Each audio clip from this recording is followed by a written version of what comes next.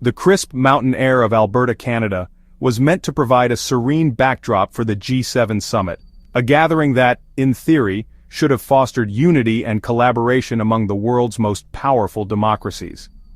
The picturesque setting, with its sweeping vistas and tranquil forests, was carefully chosen to inspire a sense of calm and common purpose.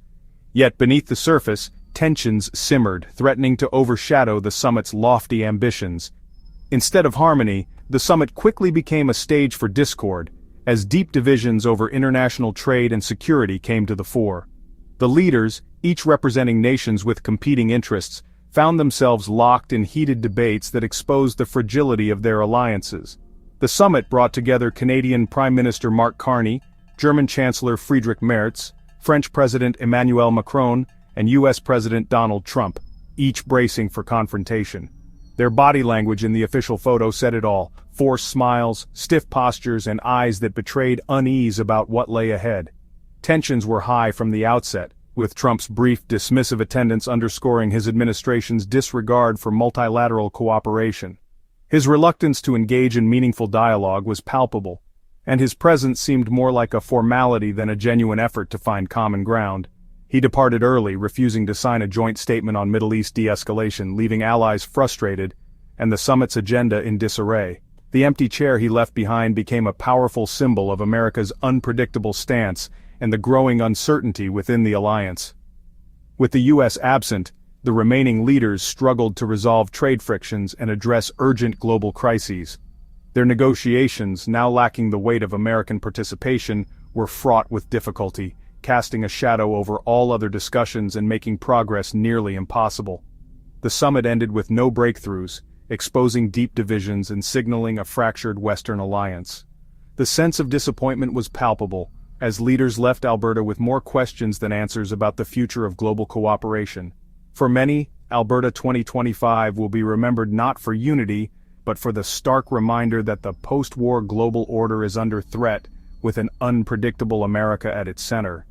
The world watched as old certainties crumbled, and the path forward for the G7 and the international community grew ever more uncertain. At the heart of the G7 conflict is President Trump's America First trade policy, which prioritizes U.S. interests and treats global trade as a zero-sum game. Trump's aggressive use of tariffs, starting with a baseline 10% on imports and threats of up to 50% on the EU, has upended decades of economic integration. Allies now find themselves targets, not partners, as the U.S. challenges the very foundations of organizations like the WTO and the G7. Leaders from Canada, Germany, France, and the UK warn that these policies will disrupt supply chains, raise prices, and ultimately harm everyone, including Americans.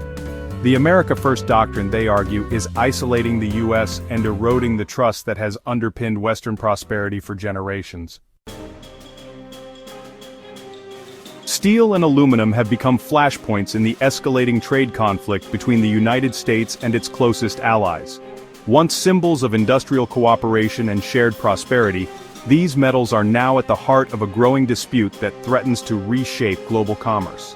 The U.S. has imposed steep tariffs on imported steel and aluminum, citing national security concerns, a justification that many see as a thinly veiled move to protect domestic industries. These tariffs have sent shockwaves through international markets and strained diplomatic ties.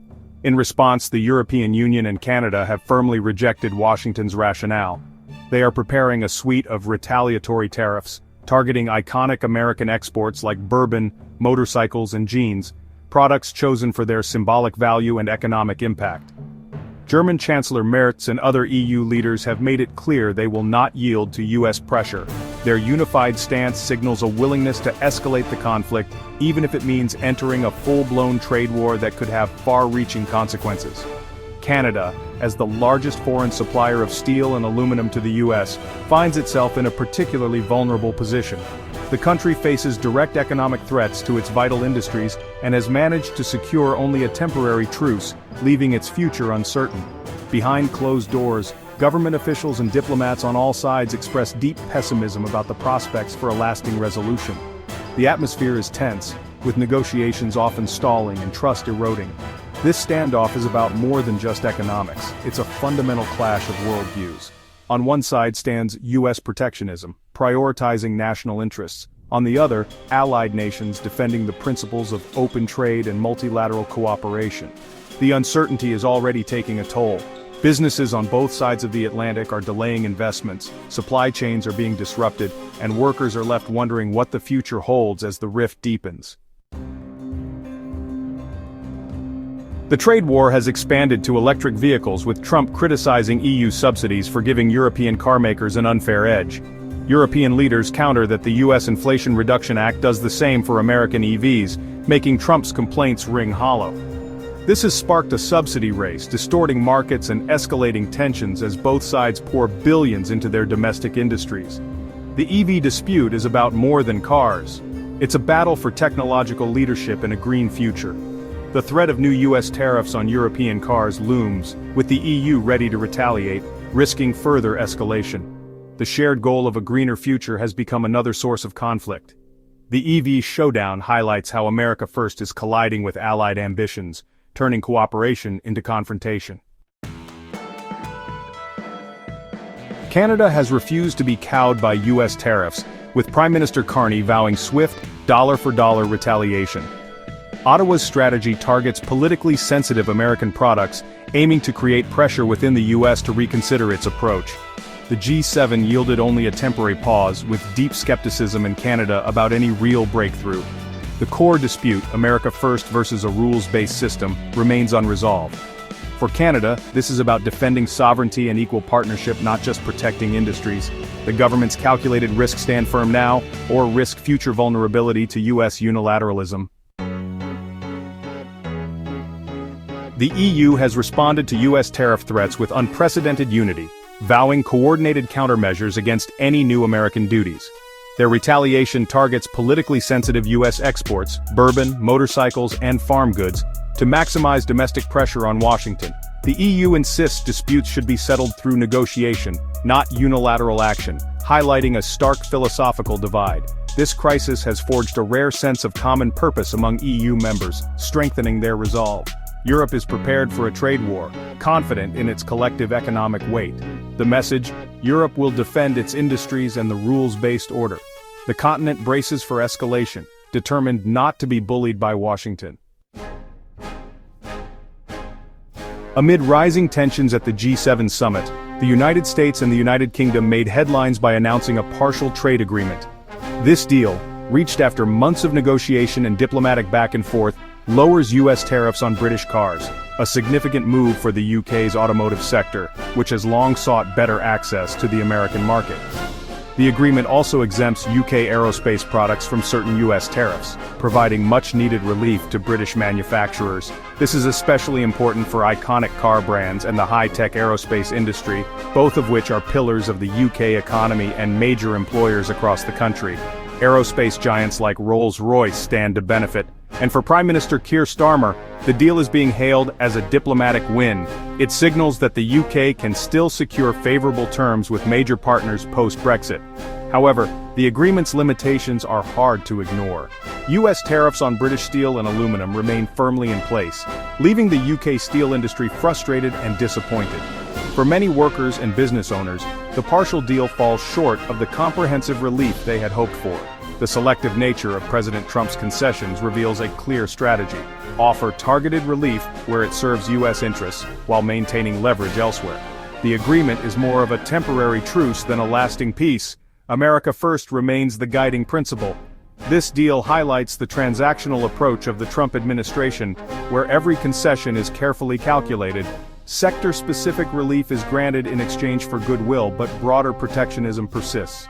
For the UK, this serves as a stark reminder that even the so-called special relationship with the US offers no guarantee of broad exemptions. The agreement ultimately underscores the complex challenges of navigating a world where alliances are shifting and economic interests increasingly dictate the terms of engagement. The tariff battles have real consequences for businesses, workers, and consumers.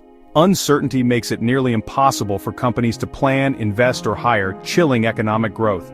Industries like steel, aluminum, and autos face immediate pain. higher costs, lost contracts, and job losses.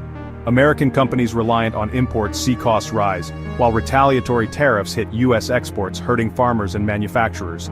The costs of trade wars are passed to ordinary citizens through higher prices and reduced purchasing power.